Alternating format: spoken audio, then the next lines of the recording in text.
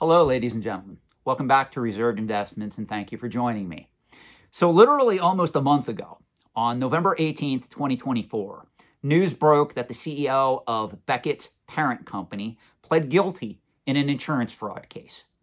And since then, every now and then, I get an email or a message asking me to comment on this story. And to be fair, I meant to a lot earlier than when this video is going live, but life, things, my business, my personal life all got in the way, and I just haven't had time to put a video out on this story.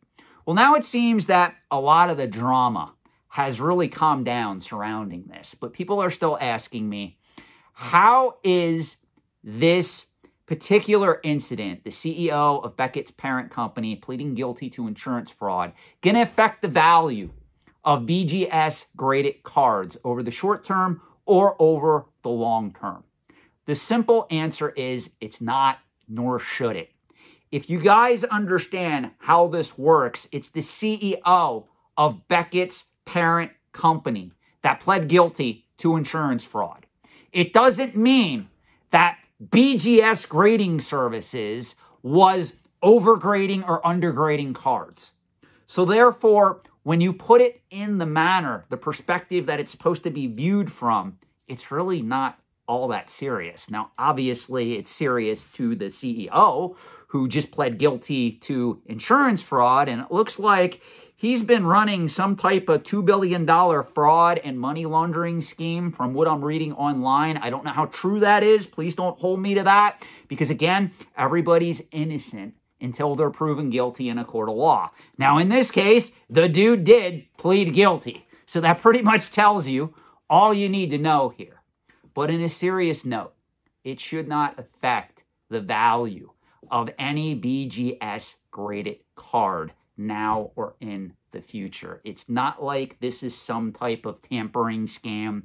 It's not like this was some type of deliberate card grading scam that affected all of these cards that have been graded over the last few years or few months, and it's now coming to light.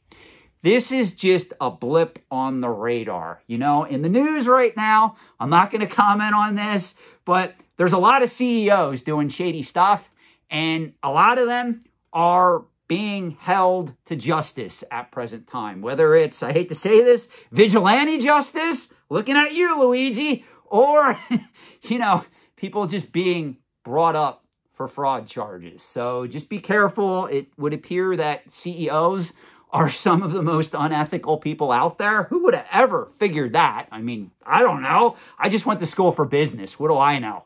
But I'm just sitting here saying, in all seriousness, this is not going to affect the value of these cards over the short term or over the long term. Now, on that note, we should probably expand on this, because just between you and me, if you come here really close, because I really don't want to get this information out there on YouTube, I never really liked BGS as a grading company. I know a lot of people thought that they were ahead of their time because they started putting subgrades on the grading label. Me, I was always a PSA guy. So I was with PSA from the beginning, and I get it. PSA is not perfect by no means. They've had their fair share of scandals and allegations. But overall, you got to understand what I've been teaching on this channel since day one. Number one, third-party grading is more of an art than that of a science. All third-party grading companies from time to time, they make mistakes or they do something questionable. That's just par for the course in this wonderful, unregulated world of the antiques and collectibles trade that we find ourselves in.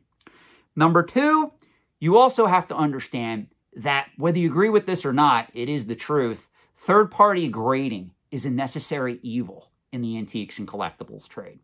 It's just like the Fed, how the Fed monitors the overall health of the economy. And for those that do not know what the Fed actually does in relation to the economic environment we find ourselves, especially if you happen to reside in the United States, all is what the Fed does is they conduct the nation's monetary policy to promote maximum employment, stabilize prices, and moderate long-term interest rates in the U.S. economy. That is taken directly from federalreserveeducation.org. You can actually look this up if you don't know what the Fed does. In my view, third-party grading is somewhat similar to that same scope, except applied to the antiques and collectibles trade. Now, really, all is what a third-party grading company is supposed to do is one of three things. Number one, they're supposed to look at the item and they're supposed to authenticate it. Number two, they're supposed to look if the item is restored or altered in any way. And number three, they're supposed to obviously state the condition of that item that they are assessing. And again, this is a qualified opinion on behalf of the third-party grading company. Again, no third-party grading company is perfect, but there are different tiers of grading companies in a lot of these markets that we love. For instance, let me use this as an example. If you're going to collect graded comic books, I'm sorry to say this, I know that some of you really disagree with this, CGC is pretty much the premier third-party grading company of comic books at present time. I don't see that changing anytime soon, even though PSA is venturing into that market. Because really what's going to have to happen is dealers, collectors, investors, and auction companies are going to really have to start preferring PSA to CGC slabs. And when we look at how many graded comic books there are out there in the whole, we're talking millions of already graded books that were graded by CGC. So PSA, in order to compete in that market, they have a job to get the trust of not only dealers, collectors, and investors, but also auction houses. Because in today's day and age, if you're going to launch a successful third-party grading company, you really need the high-profile auction houses on board as well.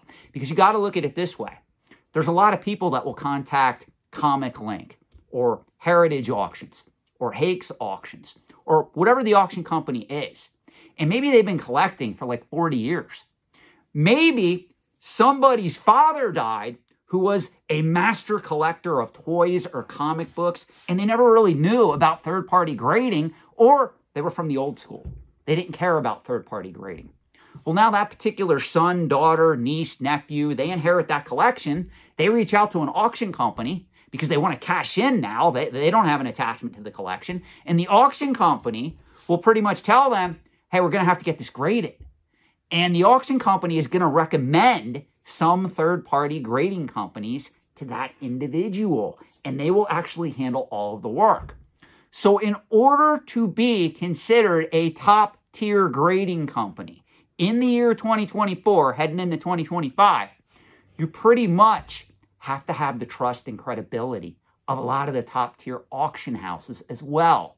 This is why if you come to me and you say, Sean, I got this great idea. I am completely ethical and honest. I'm going to get private equity and I'm going to start my own grading business. I'm here to tell you, in most cases, you're going to have an uphill battle unless you have the blessing, you have the ability to form relationships with a lot of your top tier auction companies like Hakes or Heritage or whoever it is in this case, whatever product you're grading. That's really what's going to determine a lot of your success. So when we look at grading companies right now, if you're going to get your collectibles graded, you want to go with a top-tier grading company. That's the lesson of this story. If, however, you do have cards that were graded by BGS, this development of this CEO pleading guilty to insurance fraud is not going to affect you one way or the other. As a matter of fact, another 6 months, another year from now, I doubt that anybody is going to be even talking about this story anymore. They'll be on to the next thing because we all know the internet loves drama. So that's really all I want to mention about this particular story. Again, I am sorry it took me so long to get this video out. I just want to reassure you guys that the value of your BGS cards is not going to change in any significant way as a result of this developing story. Thank you for watching. Let me know your thoughts in the comment section below. And if you're lucky, I just might see you in another video.